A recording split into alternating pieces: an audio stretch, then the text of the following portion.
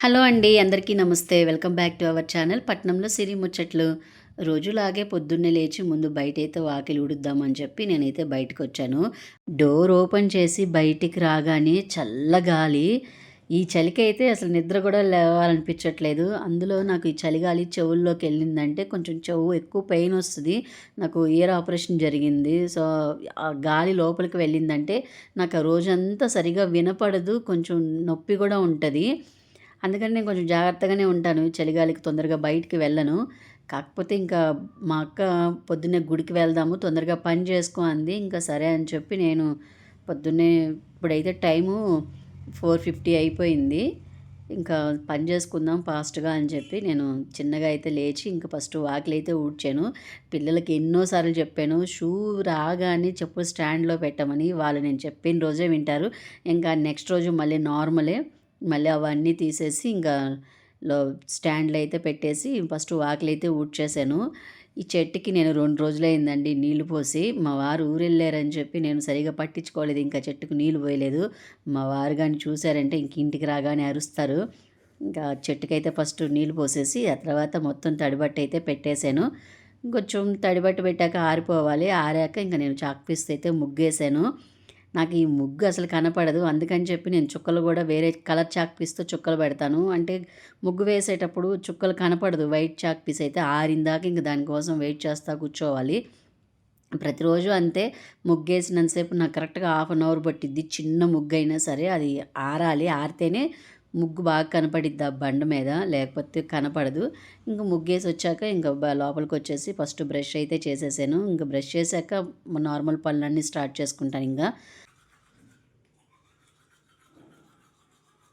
Night ఎక్కడన్నా అన్నం మెతుకులవి పడుంటాయి కదా! ఇంక అవి మార్నింగ్ అయితే నిద్ర లేచాక ఫస్ట్ గ్యాస్ దగ్గరైతే ఇవన్నీ అయితే కొంచెం తుడుచుకున్నాను. ఇంకా ఆ తర్వాత నాకు, పిల్లలకైతే కొంచెం వేడి నీళ్ళైతే పెట్టుకున్నాను. ప్రతిరోజు మేము నలుగురం అయితే గోరువెచ్చని నీళ్ళు తాగుతాము. ఇంక మా వారు ఊరెళ్ళారు కాబట్టి ఇంకా నేను, పిల్లలు మేము ముగ్గురం అయితే కొంచెం వేడి నీళ్ళైతే కాచుకొని ముగ్గురం అయితే తాగేసాము.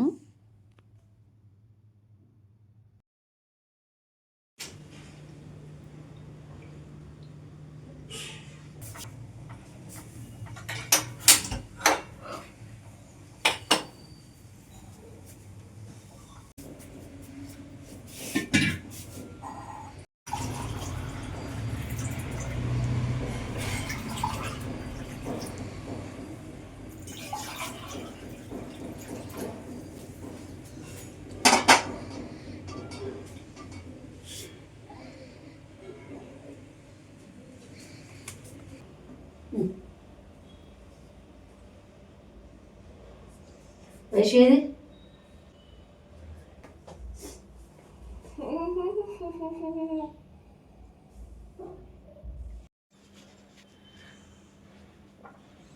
ముగ్గురం అయితే వేడి నీళ్ళైతే తాగేసాము. ఇంకా ఆ తర్వాత నేను ముందు రోజు కడిగి పెట్టిన గిన్నెలైతే ఉంటాయి కదా! ఇంకా అవన్నీ అయితే ఒక పొడి క్లాత్ తీసుకొని మొత్తం తుడిచేసాను. ఎందుకంటే దానిలో నీళ్లుంటాయి. ఆ తడి ఉంటది కదా! ఇంకా ఆ తడి ఆ పేపర్ల మీద పెడితే మొత్తం పేపర్లు కూడా ఊరికనే పాడైపోతాయి. 2 రోజులకొకసారి మళ్ళీ పేపర్లు మార్చుకోవాల్సొస్తది.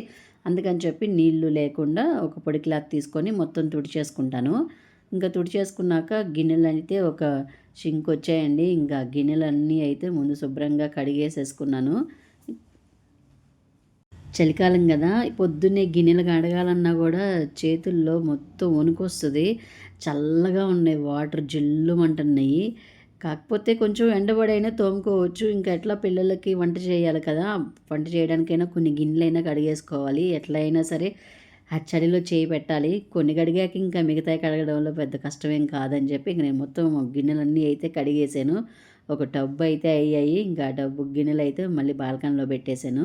ఇంకా ఆ తర్వాత పిల్లలకి మళ్ళీ లంచ్‌కి రెడీ చేసుకోవాలి కాబట్టి ఇంక నేనైతే బియ్యం అయితే కడిగి పెట్టేసాను. ఎట్లా వాళ్ళిద్దరికి వండేస్తున్నాను కదా! ఇంక నాకు కూడా వండేసేసుకుంటాను. మేము నలుగురం ఉన్నా అంతే పిల్లలకి బాక్స్ పెట్టేటప్పుడు, రెడీ చేసేటప్పుడు మాకు కూడా వండేసుకుంటాము ఒకేసారి. ఇంక వాళ్ళకైతే ముందు రైస్ అయితే పెట్టేసి, ఆ తర్వాత పిల్లలకి టిఫిన్ అయితే చేద్దాము అని మా పెద్దదేంటంటే టిఫిన్ తినదు. అది జ్యూస్ తాగేసిద్ది. ఇంకా మా చిన్నదాని కోసం అని చెప్పి నేను దోస పిండి అయితే రెడీ చేశాను.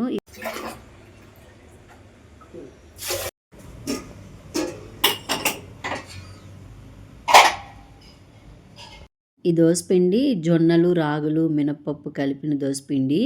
ఇది ముందు రోజు అంటే రేపు నైట్ నానబెట్టేసుకున్నాను. జొన్నలు, అలాగే రాగులు. కొద్దిగా ఒక అర టీ గ్లాసే మినపప్పు వేసాను. ఎక్కువ జొన్నలు, రాగులే వేసాను. మా మిక్సీ కొంచెం మెదగదు. అందుకని చెప్పి కొంచెం బరగ్గా అనిపించింది కానీ దోస అయితే బాగా వచ్చింది. మామూలుగా మనం నార్మల్ దోసలు తిన్నట్టే ఉంటది. కానీ బావుంటది టేస్టు. అది కూడా కొంచెం పిల్లలకి కూడా హెల్త్‌కి కూడా మంచిది కదా అని చెప్పి నేను ఈ మధ్య చేస్తున్నాను. అంతకుముందంతా నార్మల్‌గానే మన బియ్యము, మినపప్పు కలిపిన దోసలే పోసేదాన్ని. ఇప్పుడు అలా కాకుండా ఎక్కువ జొన్నలు, రాగులు, మన ఇంట్లో శనగలు ఉంటే శనగలు, అలాగే పెసలు ఇవన్నీ కలిపి దోస అయితే వేస్తాను. కొంచెం ఒక గుప్పెడైనా సరే మినపప్పు ఎయ్యాలి. లేకపోతే మనం దోస ఏసేటప్పుడు మొత్తం చుట్టుకున్నట్టు అయిపోద్ది. సరిగ్గా రాదు దోస.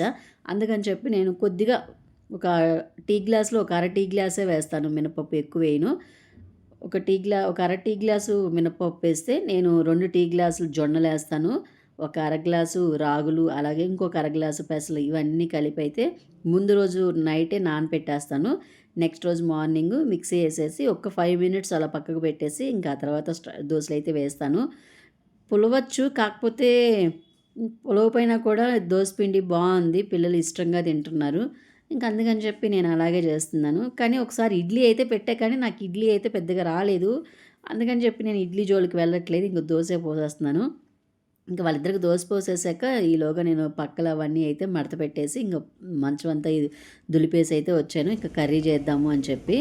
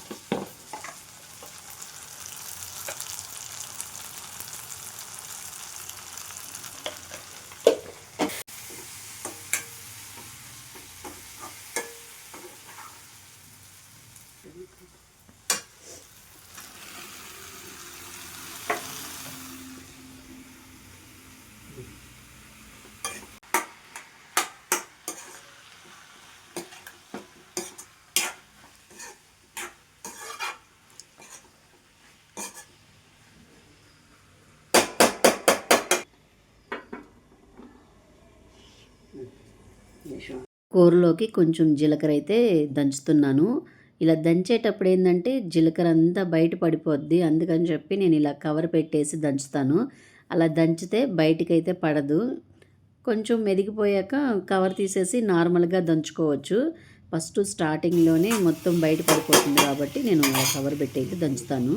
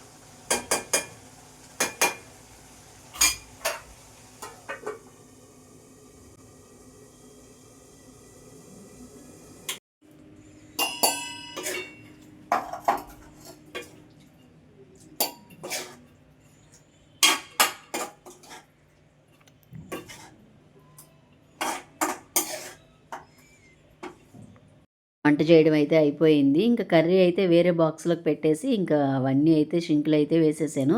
ఈలోగా పిల్లలైతే రెడీ అయిపోయారు. ఇంక వాళ్ళిద్దరికైతే జల్ల వేశాను. ఇంకా తర్వాత లంచ్ బాక్స్ అయితే పెట్టేశాను. పులుసు అలాంటి కర్రీలు ఏంటంటే నేను కలిపి పెట్టేస్తాను. ఎందుకంటే బ్యాగ్‌లో మొత్తం కారిపోతది అని చెప్పి నేను పులుసు అయితే కలిపెట్టేస్తాను. నార్మల్‌గా ఫ్రై, కర్రీ ఏంటంటే నేను బాక్స్‌లో పెట్టేస్తాను. పెట్టగానే మూతైతే పెట్టను. కొంచెం ఆవిరిపోయాక ఆ తర్వాత మూతైతే పెట్టేస్తాను. ఇంకా పిల్లలిద్దరైతే రెడీ అయిపోయి ఇంకా స్కూల్‌కెళ్తే బయలుదేరారు. కొంచెం లేట్ అయిపోయింది. మా చిన్నదే లేట్ చేస్తది. పెద్దది పాపం టయానికి స్కూల్‌కైతే వెళ్ళిపోతది. ఇంకా దీనికోసం దాన్ని కూడా ఆపాల్సొస్తుంది. ఇంక ఇద్దరైతే స్కూల్‌కైతే వెళ్ళిపోయారు. ఇంకా ఆ తర్వాత నేను నార్మల్‌గా ఇంక కిటికీలు అవన్నీ తుడిచేసుకున్నాను. పిల్లలు స్కూల్‌కి వెళ్ళాక చాలా పనుంటది. ఎక్కడ వేసెళ్తారు బుక్స్ అని, లేదా పెన్నులని, పెన్సిల్స్ అని, మంచాల కింద గూడా అన్నీ అవే ఉంటాయి. పెన్నులు, పెన్సిల్స్, గ్లాసులు ఇవన్నీ సర్దేలకి చాలా టైం పట్టిద్ది. అవన్నీ సర్దుకొని, ఇంక ఇవన్నీ ఇదిలిచ్చుకొని, మళ్ళీ తుడుచుకొని వచ్చేలకి అక్కడే గంట, గంటన్నర పట్టిద్ది. ఇంకా అవన్నీ రూములు మొత్తం చిమ్ముకొనొచ్చి, ఇంకా ఆ తర్వాత మొత్తం తడిగుడ్డయితే పెట్టేశాను. ఇంకా ఆ తర్వాత మా అక్క ఫోను చేసింది. టైము 9:30 అయిపోతుంది. ఇంకా నువ్వు రాలేదు అని. పిల్లలెళ్ళాక ఇవన్నీ సర్దుకొని చేసుకునేలకి చాలా టైం పట్టింది. ఇంక చిన్నగా తడబట్టేసేసుకొని ఇంక నేనైతే రెడీ అయిపోయి ఇంక మా అక్క దగ్గరికైతే వెళ్ళాను. నేను వెళ్ళేసరికి మా అక్క గ్రైండర్‌కైతే వేస్తుంది గారెపిండి. గారెలు ఎందుకంటే ఇవాళ ఆంజనేయ స్వామికి వడమాలేస్తా అని అనుకుంది. అందుకే నన్ను ముందు రోజు పొద్దున్నే రెడీగా ఉండు, ఇవన్నీ చేసుకొని గుడికెళ్దాము అని చెప్పింది. ఇంక నాకు పిల్లలెళ్ళాక ఈ పనులన్నీ చేసుకునేలకి చాలా టైం పట్టింది. ఇంక నేనొచ్చేలకి ఆల్రెడీ నూనె పెట్టేసింది పొయ్యి మీద. ఇంక మా అక్క గ్రైండర్‌కైతే ఒక పక్క రెడీ చేసుకుంటుంది. నన్ను ఎప్పుడు పిలిచేది కాదు గారెలు వేయడానికి. ఎందుకంటే ఒకప్పుడు గారెలన్నీ వంకర వంకరగా వచ్చాయి. అందుకని చెప్పి నన్నసలు గ్యాస్ దగ్గరికి పిలిచేది కాదు. మేమెప్పుడైతే హోటల్ పెట్టుకున్నామో గారెలు వేయడం నాకు బాగా ప్రాక్టీస్ అయింది. అప్పటినుంచి నన్ను ఇలాంటి వాటికి పిలుస్తుంది. నన్ను పిలిచినందుకైతే నాకు చాలా హ్యాపీగా ఉంది. అందులో ఆంజనేయ స్వామికి వడమాల కోసము గారెలు చేయడం అనేది ఇంకా నచ్చింది. గారెలేంటంటే 108 కాకపోతే కొంచెం చిట్టి గారెలయిపోయాయి. ఇంకొంచెం పెద్ద గారెలేద్దాము అంటే మా అక్క అంది వెయిట్ ఆగదేమో అంది. ఊర్లో ఏంటంటే పూరికోసు ఉంటది గదా! దబ్బలం పెట్టి గుచ్చేసేవాళ్ళము. ఇక్కడ పురికొసలు అవేం దొరకవు గదా! ఇంకా అందుకని చెప్పి దారంకి ఎక్కిచ్చేసాము. లాస్ట్ టైము మా ఫ్రెండ్ గూడా ఆహ్, దేవుడికి ఇలాగే వడమాలైతే ఇచ్చింది. కాకపోతే తను ఇంట్లో చేసుకోలేదు. పంతులు గారు మేమైనా చేస్తాము ఇంత అమౌంట్ కడితే అంటే ఇంక తను అమౌంట్ కట్టింది. కాకపోతే 41 ఏమో ఇచ్చారంట గారెలు. అవి గూడా చాలా చిట్టి గారెలు. అందుకని చెప్పి ఇంక అవి చూసి మా అక్క గుళ్ళో ఇంక ఇలాంటి చిన్న చిట్టి గారెలే వేస్తారేమో వద్దులే పెద్ద గారెలు అని చెప్పి అది కూడా ఒక కారణము. ఇంకా దేవుడికైతే 41 గారెలు వేసుకోవచ్చు, 21 వేసుకోవచ్చు. మన ఇష్టం అండి. మా అక్క 108 అనుకుందంట. అందుకని చెప్పి 108 అయితే ఇంకా ఇచ్చేసింది. ఇంకా ఆ తర్వాత మొత్తం గారెలన్నీ అయిపోయాక ఇంక ఇలా దారానికైతే గుచ్చేసాము. లాస్టు గారెకి మేము ముడేయడం మర్చిపోయాను. నేను దారం లాగే కొంది ఆ గారెలు మళ్ళీ వెనక్కెళ్ళిపోతూనే ఉన్నాయి.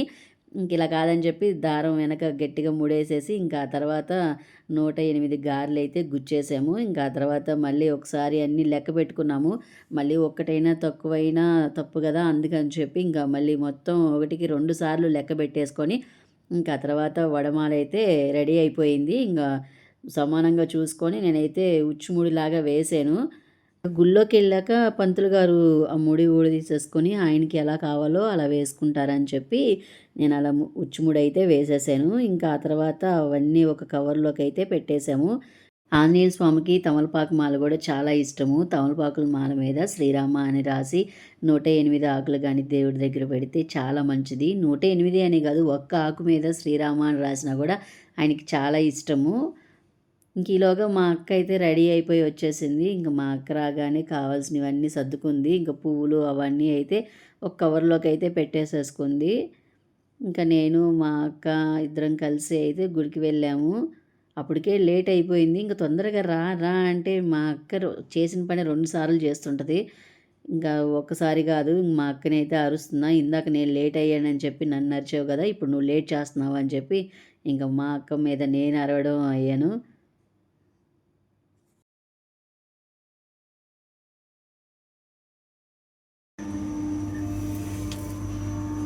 ఆంజనేయ స్వామి గుడి మా ఇంటికి దగ్గరలోనే నడిచి వెళ్ళిపోవచ్చు.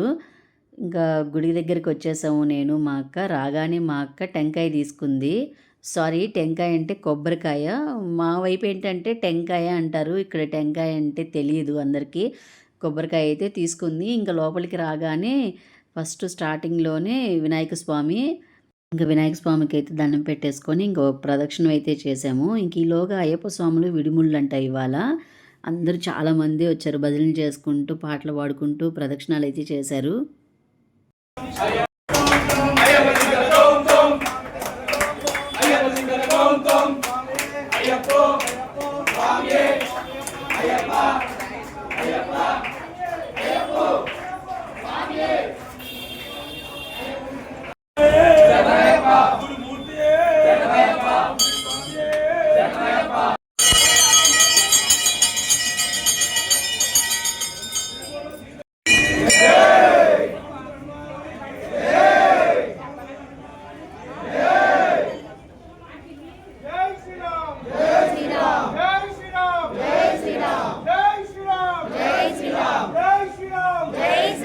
అయ్యప్ప స్వాములందరూ ఒక్కసారిగా జై శ్రీరామ, జై శ్రీరామ అంటుంటే గుళ్ళో వచ్చిన ప్రతి ఒక్కరు కూడా జై శ్రీరామ్ అని గట్టిగా అరిచారు.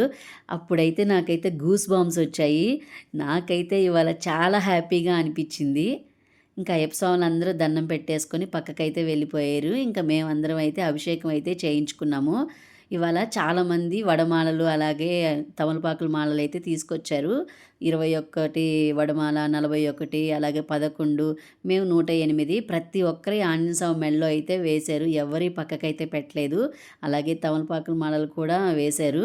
ఇంక పూజ అయిపోగానే మళ్ళీ ఎవరి తెచ్చిన వడమాలలు వాళ్ళకైతే ఇచ్చేశారు. ఇంక మేమేంటంటే ప్రసాదం కిందకి అని చెప్పి కొన్ని అయితే ప్రసాదం దగ్గర అయితే పెట్టేశాము. కొన్ని అయితే ఇంటికి తీసుకొచ్చేసింది మా అక్క. అపార్ట్మెంట్లో అందరికీ పంచాలి అని చెప్పి కొన్ని తీసుకొచ్చుకుంది, కొన్ని గుళ్ళోనే పెట్టేసింది. స్టార్టింగు గుళ్ళోకి రాగానే శివయ్య స్వామి దగ్గరికి అయితే వచ్చాము. అప్పుడైతే అసలు ఖాళీ లేదు. నుంచోడానికి కూడా ఖాళీ లేదు. కనీసం నీళ్లు పోద్దామన్నా కూడా అక్కడ చెంబు కూడా లేదు. సరే ఈలోగా అర్చన చేయించుకొని వద్దాము అని చెప్పి ఫస్ట్ ఇక్కడ దండం పెట్టేసుకొని ఆ తర్వాత ఆంజనేయ స్వామి దగ్గరికి వెళ్ళి పూజ అయితే చేయించుకొని మళ్ళీ ఇక్కడికి వచ్చాము. అప్పుడైతే కొంచెం ఖాళీ ఉండింది. ఇంకా ఆ తర్వాత ఇద్దరం అయితే శివయ్య స్వామి దగ్గరికి వచ్చి దండం పెట్టేసుకొని ఇంకా తర్వాత ప్రసాదాలు అయితే తీసుకున్నాము. ఇవాళ గుళ్ళో ప్రసాదం పులిహోర. పులిహోర మనం ఇంట్లో ఎంత బాగా చేసుకున్నా కూడా గుళ్ళో చేసినంత టేస్ట్ అయితే మనం ఇంట్లో చేస్తే రాదు. ప్రసాదం అయితే చాలా బాగుంది. ఇంకా అందరం కలిసి గుళ్ళోనే తిన్నాము. ఈ వీడియో మీకు ఎలా అనిపించిందో కింద కామెంట్ సెక్షన్లో అయితే చెప్పండి. వీడియో నచ్చితే ప్లీజ్ సబ్స్క్రైబ్ చేసుకోండి. పట్నంలో సిరి ముచ్చట్లకి.